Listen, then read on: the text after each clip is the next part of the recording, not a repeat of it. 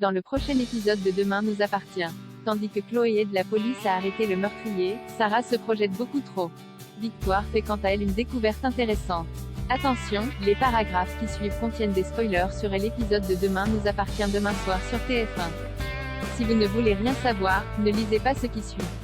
Lundi 9 mai dans Demain nous appartient.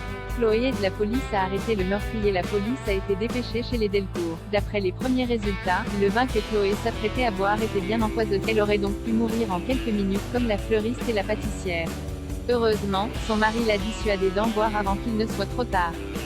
Peu après, le commandant Constant lui apprend qu'ils ont relevé des empreintes inexploitables dans la véranda et retrouvé un bouton de rose tigre sur place. La signature du tueur en série. Chloé réalise alors que le meurtrier était chez elle et qu'il attendait qu'elle meure. Sans attendre, Martin informe le procureur Perrault de la situation. Il y a 10 ans, une photographe de mariage avait également échappé de justesse à la première tentative de Mercier. Malheureusement, celui-ci n'en était pas resté là et avait fini par la tuer le lendemain. Tandis que Martin veut mettre Chloé sous protection, Sébastien souhaite quant à lui se servir de la mère de famille comme appât. Le procureur convoque donc Chloé et Alex dans son bureau pour leur exposer son plan. Mercier étant quelqu'un d'orgueilleux, Sébastien voudrait le provoquer en faisant une interview de Chloé dans la presse locale pour le pousser à réagir le soir même. Ensuite, ils s'arrangeront pour lui faire croire que la proviseure a une réunion de dernière minute au lycée pour intervenir à ce moment-là. Si Alex refuse catégoriquement que sa femme prenne autant de risques, cette dernière finit par accepter car elle vivrait très mal que le meurtrier fût quelqu'un d'autre. À la sortie du tribunal, Chloé est interviewée par un journaliste des Infos du Midi et explique être la nouvelle cible d'un grand malade qu'elle espère voir rapidement derrière les barreaux. De son côté, Mercier regarde l'interview de Chloé et prend immédiatement la route. Pendant ce temps, Louise et Barr envisagent sérieusement de repousser leur mariage mais pour Vanessa, leur amour devrait être plus fort que tout. Lorsque Barr répond que là n'est pas la question, Vanessa, qui semble assez perturbée, s'emporte avant de présenter immédiatement ses excuses. Après avoir admis qu'elle s'était probablement beaucoup trop investie dans leur mariage, Vanessa déclare que la décision leur appartient et qu'elle ne devrait pas s'en mêler. Raphaël a quant à elle pris connaissance du plan de son père. Furieuse, elle tente de le faire revenir à la raison et l'accuse de mettre son ami en danger par orgueil. Et d'ajouter qu'il se comporte comme un abruti pour avoir bonne conscience. Raphaël le prévient, s'il arrive quoi que ce soit à Chloé, elle ne le lui pardonnera jamais.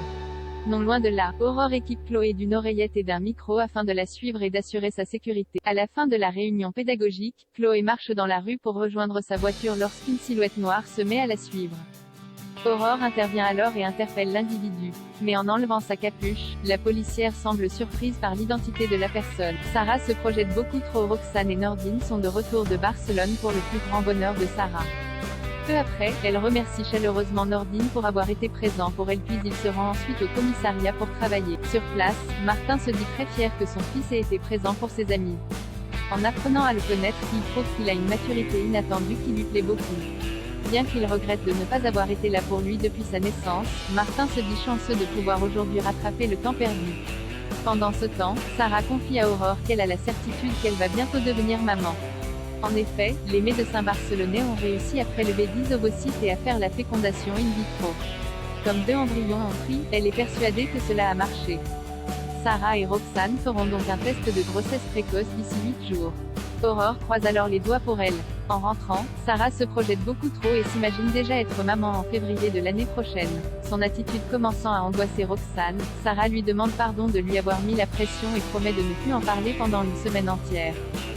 Victoire fait une découverte intéressante. Victoire quitte son appartement pour s'installer avec Samuel et celui-ci fait donc la rencontre de Mona qui s'empresse de lui donner quelques conseils pour cette nouvelle vie à deux, fidélité, respect ou encore ne jamais oublier de lever la lunette des toilettes avant d'uriner.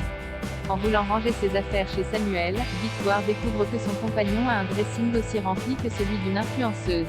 Elle décide alors de ranger ses vêtements dans les placards de la chambre d'amis. En fouillant, Victoire fait une découverte plutôt intéressante. En effet, elle tombe sur une boîte blanche avec un sextoy en forme de canard à l'intérieur. Et autant dire que le couple a quelques idées pour s'amuser avec.